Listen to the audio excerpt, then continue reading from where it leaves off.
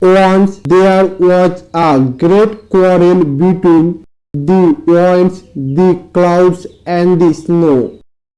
And suddenly, without any warning, there came the angry roar of the thunder and the sharp cracking of the forked lightning as it separated the heavens.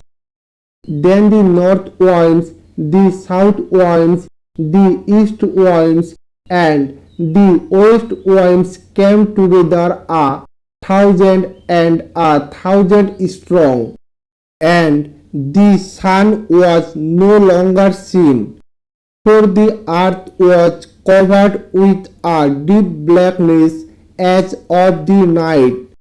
The clouds were coming to the east, but the wind drove them all back to the west side of the heavens, and finally much hail and snow were thrown down to the earth.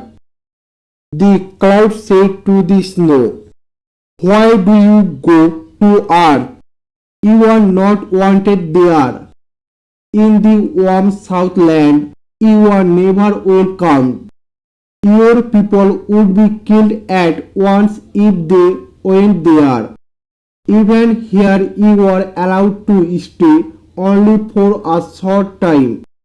We do not come to this earth for our own pleasure," answered the snow.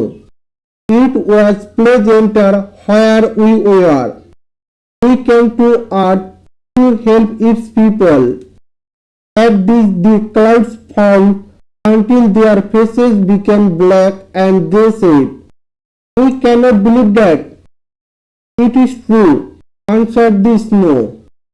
"In the summertime you will see how the people cry for fresh snow. They pay 3 pennies for one little cup of water that we have made cold. You say we are not liked in the Southland, but we tell you that the Southland people send many oxen, horses, and men to the north to find the snow. They pack us in the storehouses so that we may last until the hot weather, and when the summer fever comes, all people need us. You have been studying this one great need of man a long time, we think." And the clouds bowed in the scornful mock sympathy. "We do many good things for man," continued the snow. "Thunder and lightning do him much harm, and he fears them greatly. But the Creator sends us to comfort him. The lightning disappears from the earth for a time when the season of our appearance comes. You should wear a crown," suggested the clouds sneeringly.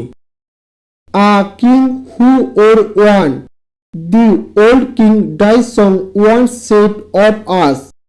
"Oh, snow, snow, how beautiful you are! It is good for flowers, good for grass, and good for trees that you are here."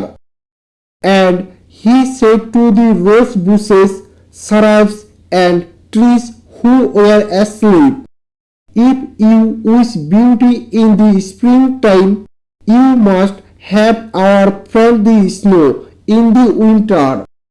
He laid his hand gently on his horses' necks and said, "True helpers that are both feet and legs to me, it will soon be time for the green grass to appear. You will have plenty this year, for we had a thick cover of snow this winter. It will soon be hot weather, but I do not fear the heat, for I have plenty of hard snow, pressed and packed for the summer time.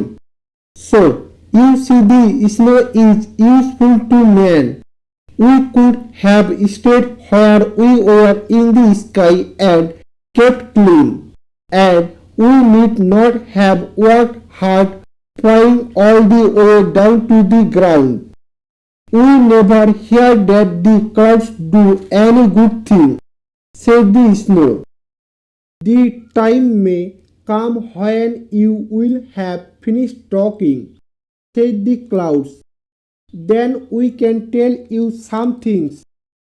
We saw the big Tisan mountain today, continued the snow, and many of the cloud children were playing around its summit. But what good did they do? None. A hunter was looking for wild beasts, and your children were naughty and covered his eyes so that he could not see. Do you remember how he scolded your children and said, I do not like these cloudy, foggy days? Once the general sent Khalid, his soldiers, to fight against his nation's enemy, and one night he went out to learn how many of the enemy could be seen. The moon and stars tried to help him, but you came and covered them, and it grew so dark that he lost his way.